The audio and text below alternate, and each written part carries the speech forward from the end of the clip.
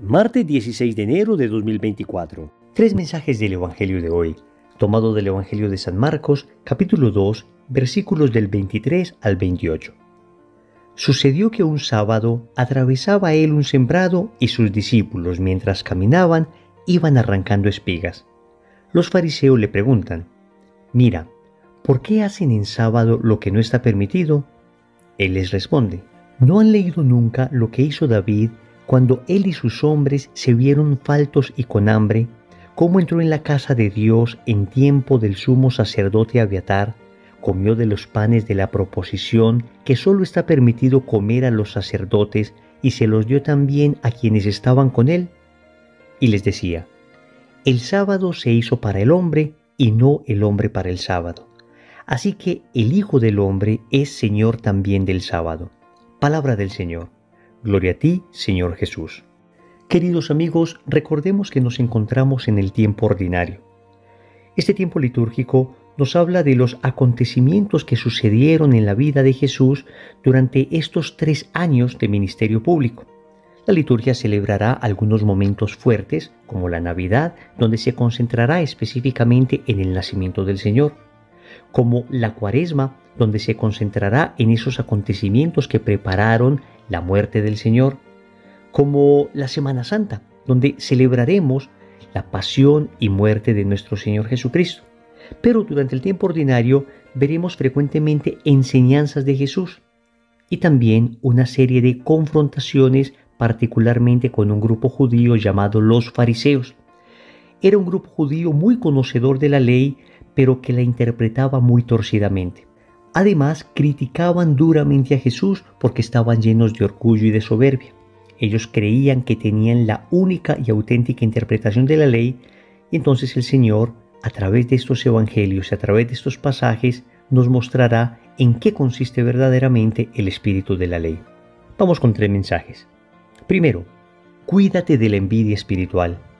Segundo, la voluntad de Dios no es carga.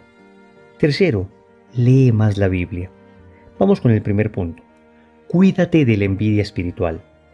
El Evangelio comienza diciendo que un sábado Jesús atravesaba un sembrado y sus discípulos caminaban e iban arrancando espigas. ¿Y qué sucedió? Que unos fariseos se acercaron a Jesús a decirle: ¿por qué tus discípulos hacen lo que está prohibido en sábado?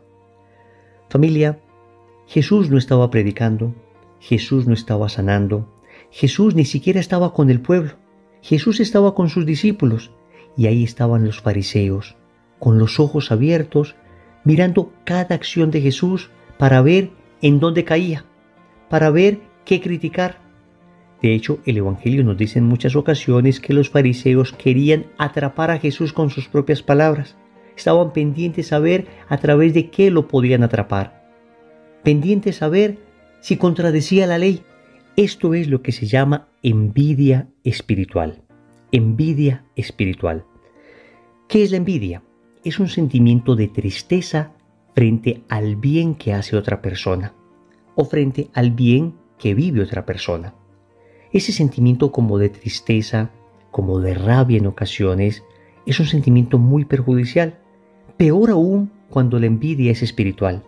Peor aún cuando me entristece el bien espiritual de otra persona.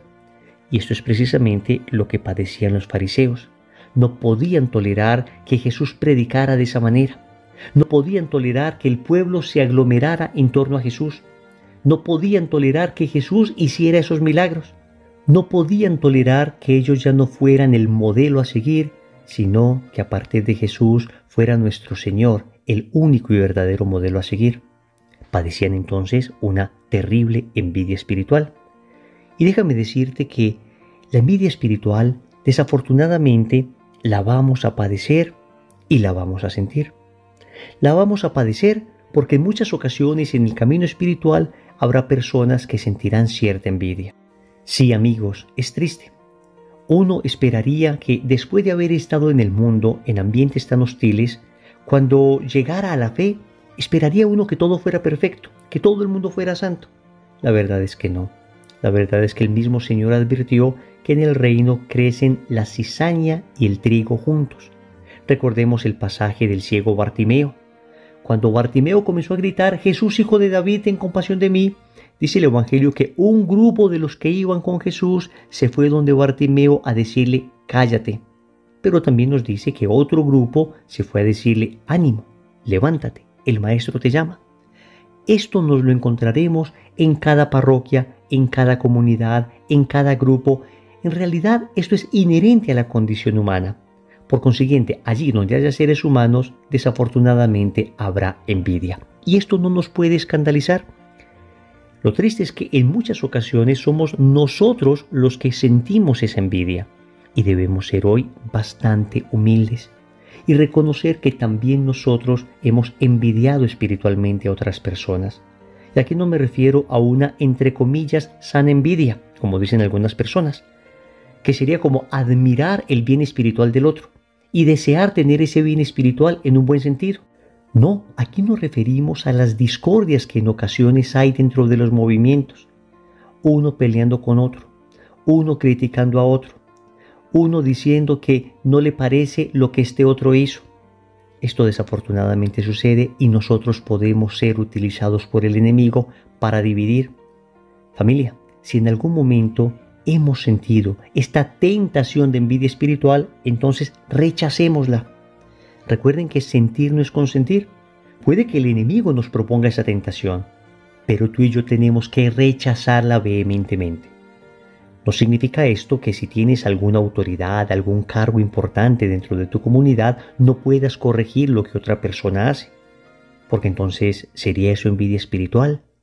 No, uno puede tener un auténtico celo, pero la envidia sucede cuando en mi corazón lo que deseo no es el bien de la otra persona o el bien de la obra apostólica, sino simplemente desahogar esa rabia que me produce que otro esté avanzando. Tal vez se acaba de convertir y ya va más adelante que nosotros. Tal vez lleva poco tiempo en el camino del Señor y ya el Señor le puso a dirigir o le ha dado una cantidad de dones. Pues nos debemos alegrar y decirle al Señor, gracias, porque distribuyes tus dones de la manera que quieres para bien de tu iglesia. Finalmente, cuidémonos de la envidia en general. Cuidémonos de estar viviendo la vida de otros, de estar tan concentrados en la vida de otras personas que se nos pasen por alto la cantidad de defectos, la cantidad de vicios que todavía debemos corregir. Segundo, la voluntad de Dios no es carga. El Señor dice al final del Evangelio, el sábado se hizo para el hombre y no el hombre para el sábado. Así que el Hijo del Hombre es Señor también del sábado. Con eso el Señor está revelando su divinidad. El sábado era una institución en Israel y era una institución de carácter divino. Era Dios el que había instituido el sábado. Pero ahora el Señor está diciendo, nuestro Señor Jesucristo está diciendo, yo soy Señor del sábado. Con eso está diciendo, yo soy Dios. El sentido original del sábado era el siguiente: dedicar un día a Dios. El séptimo día era para el Señor, porque el séptimo día concluía la creación.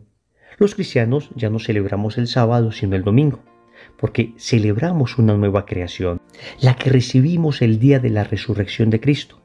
A partir del momento en que Cristo resucitó, a partir de ese domingo nosotros podemos ser nuevas criaturas por el misterio de la gracia. Por eso los primeros cristianos celebraban el domingo. De hecho, la palabra domingo significa literalmente día del Señor. ¿Qué sucedía? Que en la época de Jesús, los fariseos habían asfixiado el auténtico sentido del sábado y habían convertido una norma bellísima que Dios había dado, una ley preciosa, la habían convertido en una carga insoportable. Tal cantidad de leyes se habían inventado en torno al sábado que el sábado terminó aplastando al hombre. Y lo que en principio fue creado por Dios para que el hombre pudiera tener un espacio maravilloso para adorarle, para que el hombre celebrara la gracia de una nueva creación, se había convertido en un peso. A ese propósito, San Beda el Venerable, un monje benedictino del siglo VIII, gran conocedor de las Sagradas Escrituras y de la historia, de hecho es uno de los patrones de los historiadores, dice lo siguiente: el cuidado que merece la salud y la vida del hombre es mayor que la observancia del sábado. Así es que está mandado guardar el sábado, pero si hay necesidad, no debe considerarse reo al que lo quebrante. Por esta razón no estaba prohibido circular en ese día porque era necesario hacerlo. Por lo mismo, los macabeos peleaban el sábado. Por eso los discípulos que tenían hambre podían hacer, obligados por esta necesidad, lo que estaba prohibido por la ley. Así como no habría razón hoy para considerar culpable al enfermo que no ayunase. En fin, el Hijo del Hombre, continúa, aún del sábado es dueño. Que es como si dijera, si David, rey, es excusado por haber comido el pan de los sacerdotes, ¿cuánto más deberá serlo el Hijo del Hombre, verdadero rey y sacerdote, y señor del sábado, por haber permitido arrancar espigas en sábado? Hasta aquí San Beda el Venerable.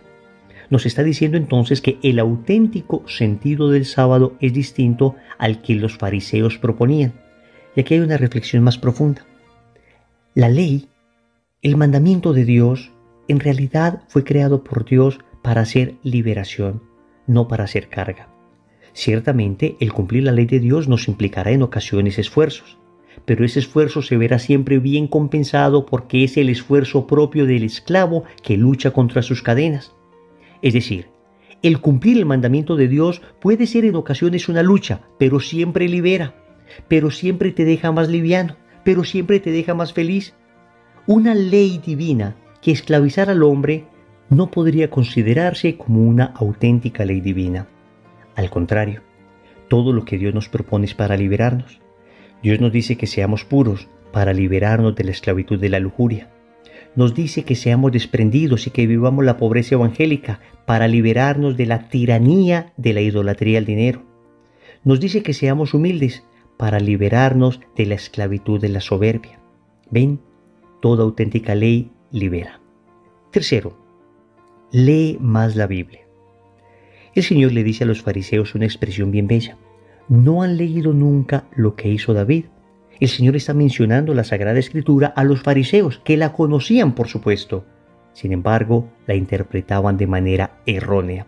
El Señor les va a enseñar el auténtico sentido de la Escritura. Por eso en este punto podemos decir que hay una exhortación a la lectura de la palabra y a una auténtica interpretación. En primer lugar, a leer la palabra. Desafortunadamente, como católicos leemos poco la palabra. Ni siquiera tenemos en ocasiones una Biblia personal. Para muchos de nosotros la Biblia simplemente es una decoración más que tenemos en el hogar y eso es incorrecto, queridos amigos. El Señor te puede estar preguntando a ti hoy, ¿no has leído? ¿No has leído mi palabra? ¿No has leído mi evangelio? En segundo lugar, para aquellos que intentamos leerla diariamente, nos exhorta el Señor como a los fariseos. ¿Cómo estás interpretando esa palabra que has leído? Familia, nosotros tenemos el regalo de tener la iglesia. La iglesia interpreta adecuadamente, auténticamente la palabra de Dios, conforme a aquello que dice el apóstol Pablo en la primera carta a Timoteo en el capítulo 3, versículo 15. Dice que la iglesia de Dios vivo es columna y fundamento de la verdad. Es decir, si nosotros queremos saber la auténtica interpretación de la palabra, pues debemos ir al magisterio de la iglesia. Es lo que se conoce como el sentido literal de la Escritura. Luego, existe un sentido espiritual. Y si el sentido literal de la Escritura lo interpreta la iglesia, el sentido espiritual, pues sí, admite diversas interpretaciones. Y yo puedo legítimamente, en un diálogo íntimo con el Señor, siempre y cuando salvaguarde el sentido literal de la Escritura y la interpretación auténtica que da la iglesia de ella, yo puedo, repito, hacer interpretaciones que se apliquen a mi vida, interpretaciones espirituales, interpretaciones pastorales, pero el Señor nos exhorta hoy para leer la Sagrada Escritura e interpretarla adecuadamente. Oremos. Amado Señor, hoy te suplico que me liberes de toda clase de envidia espiritual. Arranca de mi corazón esos sentimientos ruines, esa tristeza que en ocasiones me produce el bien espiritual de otras personas. Qué sentimiento tan ruin y tan triste, Señor, pero hoy te suplico que me sanes, que me libres definitivamente de este sentimiento.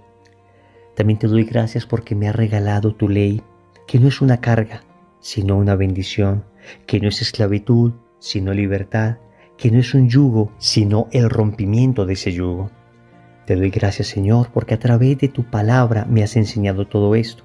Y te suplico me concedas la gracia de orar con la palabra, de interpretarla adecuadamente, de llevarla a mi vida, de practicarla, de vivirla, de encarnarla en mi corazón.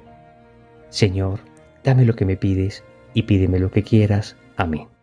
Recordemos entonces, primero, cuídate de la envidia espiritual. Segundo, la voluntad de Dios no es carga. Tercero, lee más la Biblia.